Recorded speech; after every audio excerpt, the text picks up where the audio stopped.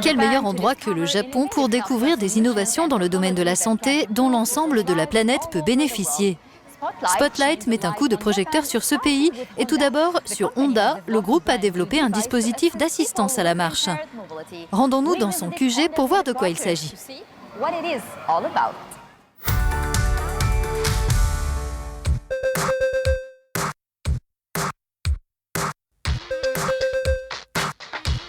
On connaissait ses motos, ses voitures et ses avions.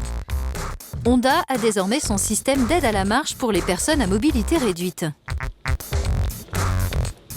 Un outil précieux, en particulier dans un contexte de vieillissement démographique. Grâce à ses moteurs, cet appareil qui pèse 2,7 kg accompagne le mouvement en soutenant les jambes.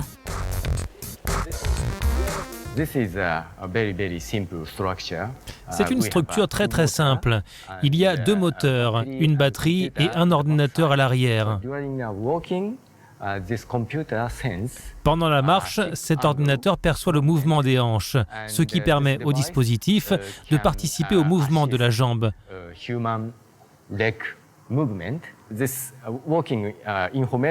Les informations sur la marche sont transmises à cette tablette, comme dans le cas d'une voiture de course où il y a un échange entre la voiture et les stands.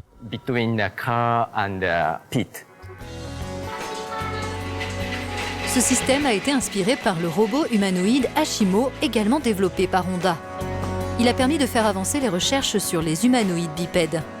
Depuis 2013, Ashimo assiste des patients de tous âges dans plus de 50 hôpitaux japonais. Favoriser la mobilité, c'est un enjeu global pour le groupe nippon qui travaille depuis les années 80 sur la robotique liée à l'humain.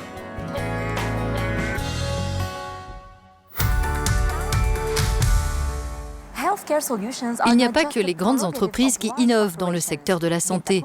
Genta Kondo est un jeune inventeur brillant. Il a conçu un bras robotisé imprimé en 3D. Je vous propose de le rencontrer. À Tokyo, l'association Mission Arm Japan développe des prothèses de membres supérieurs imprimées en 3D. Elle se réunit ici une fois par semaine pour un échange constructif auquel participent des personnes privées d'avant-bras. L'atout de cette technologie mise au point par Genta Kondo, des capteurs fixés sur le haut du bras détectent les contractions musculaires, ce qui déclenche le mouvement des doigts artificiels.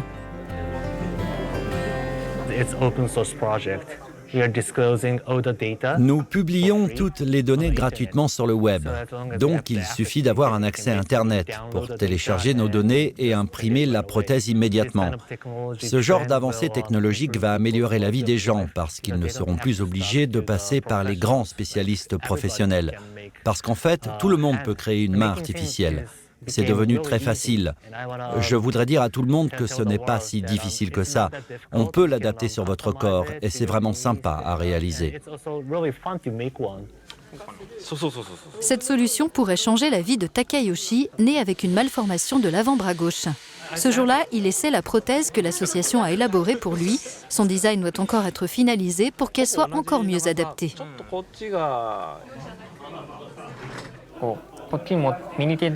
Jusqu'à maintenant, je n'utilise que ma main droite pour tenir des choses et cette prothèse va me permettre d'utiliser aussi ma main gauche.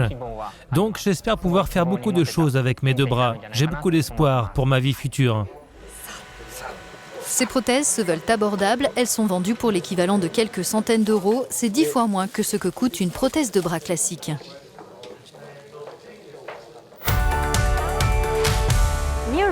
Près d'un demi-million de personnes meurent du paludisme chaque année dans le monde. Une entreprise japonaise, baptisée Kansai, a conçu une peinture qui repousse les moustiques, responsables de la transmission de cette maladie. Allons visiter ses laboratoires à Tokyo.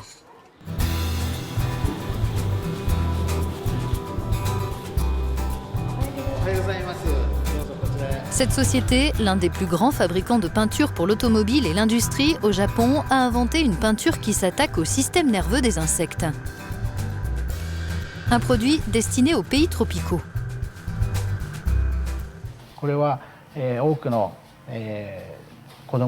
Comme beaucoup d'enfants meurent du paludisme en Afrique, on s'est dit qu'on allait développer une peinture qui pourrait repousser et même tuer les moustiques. Cette peinture contient des ingrédients qui stimulent le système nerveux des moustiques. Quand ils se posent sur le mur qui a été peint avec ce produit, ils se retrouvent paralysés par ces ingrédients. et ils n'arriveront plus à piquer les gens qui se trouvent à proximité. C'est comme ça que cela fonctionne. L'entreprise assure que son produit présente une efficacité de 80%. Il est déjà utilisé dans plusieurs pays en développement, dans les hôpitaux, les crèches et les écoles, en particulier en Malaisie et en Indonésie où l'on recense de nombreux cas de dengue.